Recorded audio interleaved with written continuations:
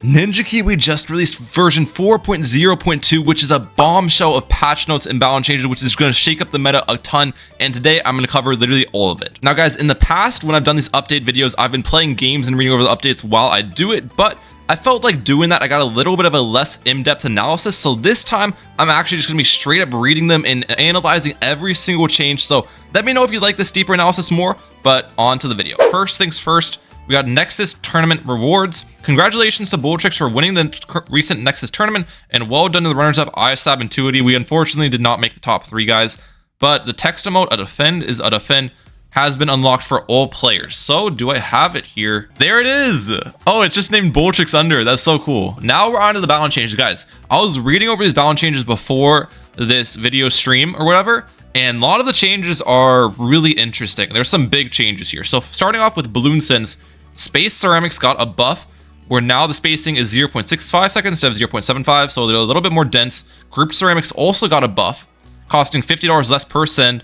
Spacing is more tight, and you get 5 eco instead of 1.8 eco. That's still not efficient eco. You're still spending $70 per eco with that, but if you're going to rush someone with Ceramics anyways, you're going to get more eco out of it. So it's still a pretty big buff to Group Ceramics. Tight Leads got a nerf. They cost 1,400 instead of 1,200. And they do give you more eco, but that's still a nerf because you're still pretty much getting the same amount of eco for the cost, but it's going to cost more to rush your opponent. That's a nerf to it for sure. Tight Ceramics are also getting buffed by $600 cost, and they say a few buffs to the ceramic sends.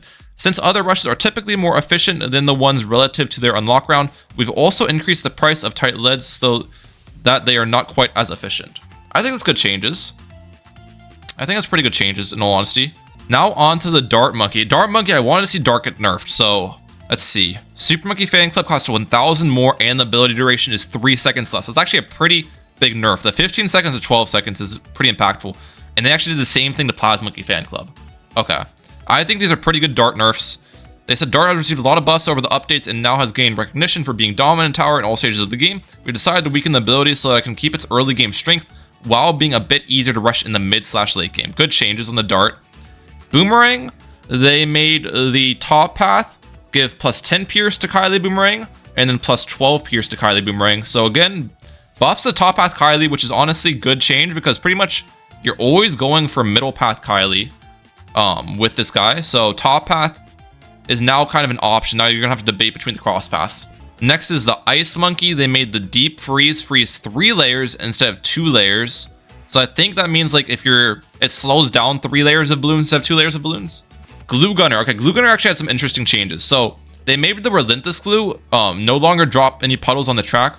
However, they made it where every time a glued balloon layer gets popped, a small splat occurs, which stuns nearby balloons. So I think this is similar to how it works in BT6, which has 6 pierce and 12 radius, stuns balloons for 1 second, mobs and DTs for 0.35, BFBs for 0.2, and ZOMGs for 0.1. So that's similar how it works in BTD6. Basically, the Relentless Glue gets an extra stun effect that happens a lot of the time.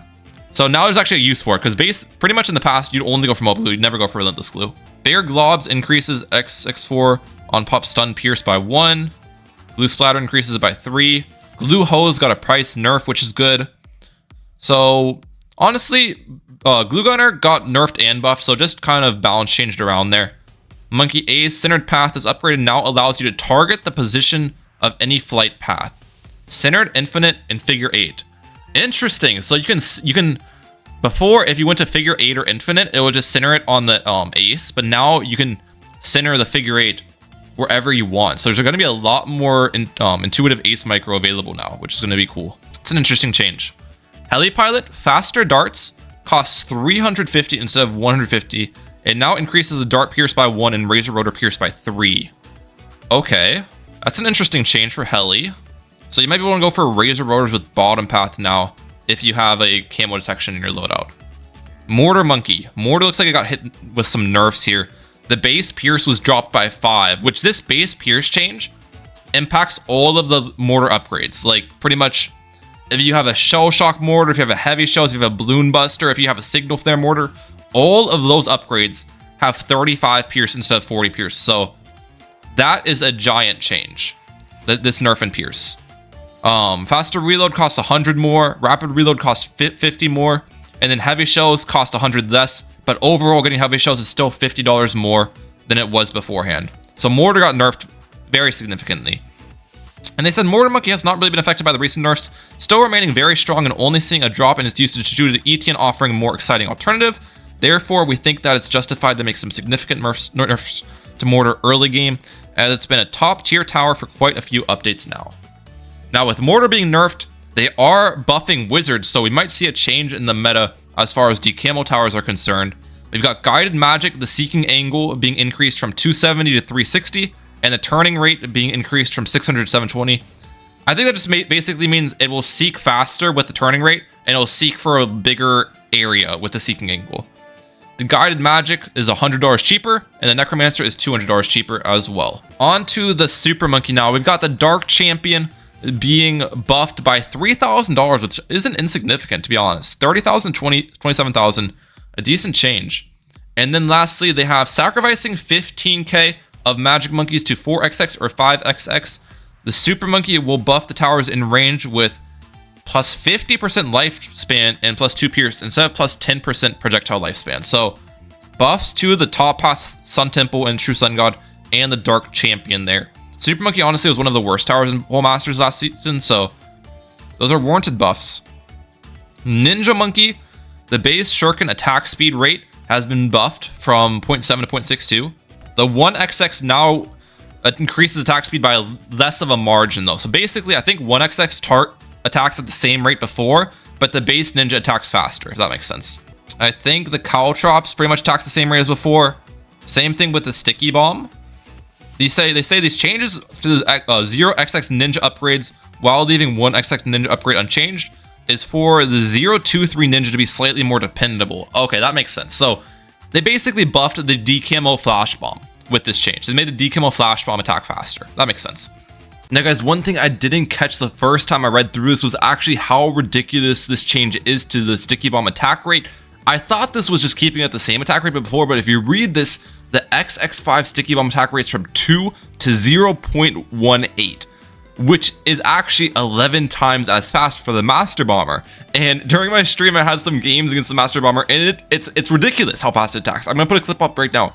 It's actually ridiculous. I don't know if this was an unintended buff to it, like if they meant to make it 1.8 instead of 0.18, because that would have been a similar buff to the sticky bomb's attack rate.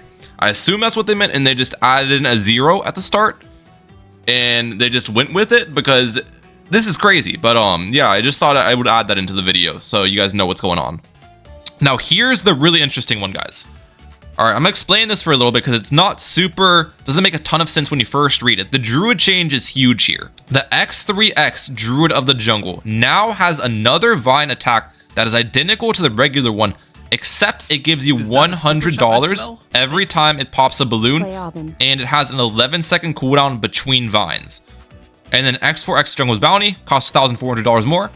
And they say, we're introducing this change so that there's a cheaper money generation option available, accessible early on while using Druid. Jungle's Bounty price has been increased so that the upgrade does not become too efficient as a result. Now guys, they're talking about efficiency here, but let's actually run the numbers real quick. Let's run the numbers and see how efficient this Druid really is. So it has an 11-second cooldown, and it makes you $100 every 11 seconds. So basically, one Druid farm is going to be giving you, or one Druid of the Jungle is going to be giving you 54.54 eco now. And the cost of it is $14.75. So if you figure out the cost per eco, the cost per eco is $27. Now this is assuming that the Druid's always attacking, because it has to be able to hit a balloon to make money from it. So it might not always be attacking, but I feel like it's going to be attacking most of the time for you. So it costs $27 per eco. Now let's compare it to something else that's an alt eco form. Maybe a Heli. If we go to calculate tower cost for a support Chinook costs $12,150. So support Chinook costs $30, 30.375 per eco, while the Druid costs $27 per eco. So this means the Druid is more efficient than a Heli farm, and it only costs $1,475. If that doesn't sound broken to me, broken to you, I don't know what is broken, because that's insane. So that'll be crazy. Not sure what Ninja Kiwi was thinking with that one. On to the village. Village changes are also ridiculous as well. If you thought Druid changes were ridiculous, now we're on to the village, guys. And they have some pretty crazy changes for this. Here we go. X1X Grow Blocker can now affect a maximum of 200 balloons at once. There's a lot of people complaining about the Grow Blocker because you could just pair it with a glue gunner, and it will just defend everything. Now this will kind of limit that slightly. But here's the changes that I was more so focused on. XX3 Monkey Town, renamed the Monkey Economy. This upgrade no longer increases income from balloon sins. Instead, it produces 4 $100 crates each round and costs $1,200 instead of $5K. Yeah, but basically, the Monkey Town no longer increases income from balloon sins, and it's gonna make you money, $400 per round. And the Monkey City no longer increases income from balloon sins, and it's gonna give you $1,600 per round, because it's gonna give you four $400 crates. It costs $7,500. And then the Monkeyopolis remains similar, except it can now absorb XX3 and XX4 villages instead of farms. Money production is calculated in the same way based on the cost of absorbed towers. This upgrade also now increases income of balloon sins by 20%. This upgrade costs 15K, with 5K is added for every village absorbed. Okay, so basically from the sounds of this, it looks like the Monkey Village is another banana farm. So say you have a 200 banana farm, which you spam a lot of these in early game. This costs 2,100. So yeah, this farm costs you 2,100, makes you $280 per round. So it's gonna take 7.5 rounds to pay for itself back, unless you, obviously without selling it, because you can sell banana farms, which is why they're good as well. Now for a village, so the village is slightly more expensive and slightly less efficient than the banana farm, but it's a village. So it gives you camo detection, it gives you home and defense late game, it gives you jungle drums, it gives you price discounts. It obviously needs to be less efficient than a banana farm if it gives you all this defensive utility. So I still think that's pretty crazy efficiency for it being a village. That's not bad. And then as for the 4th tier village, so for the 4th tier village, it's going to have an efficiency of 6.6875 rounds. And then we'll compare that to something kind of similar in price. I mean, it's not exactly a 1-to-1 comparison because the farm's more expensive, but we'll compare it to a Central Market. Okay, so Central Market has an efficiency of a 6.5535 rounds. So essentially, the 4th tier village is the same efficiency, basically, as a Central Market, and it's cheaper.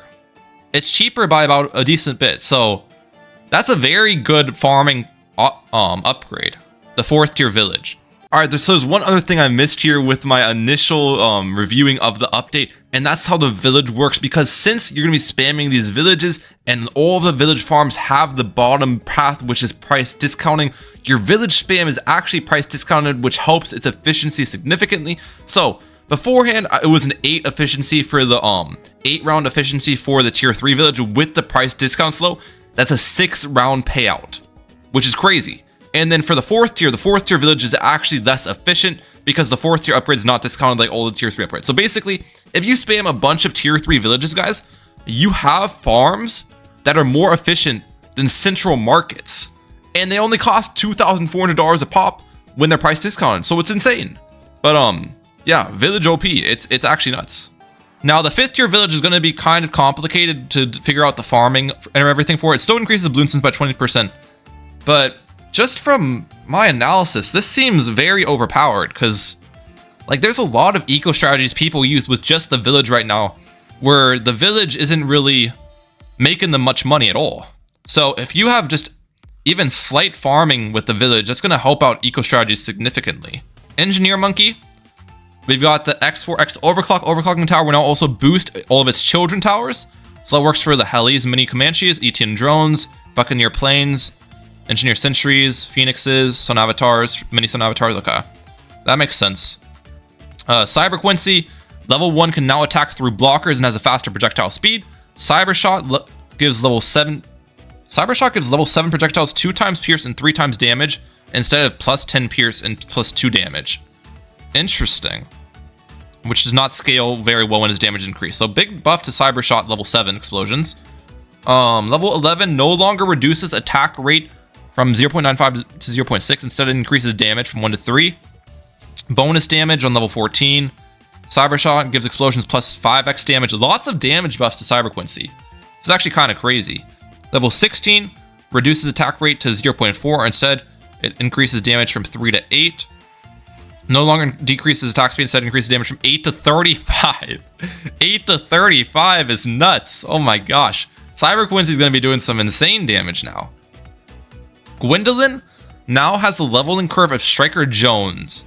Not exactly sure how much slower Striker Jones levels than Gwendolyn, so that'll be interesting. Level 1, its Pierce goes from 4 to 3.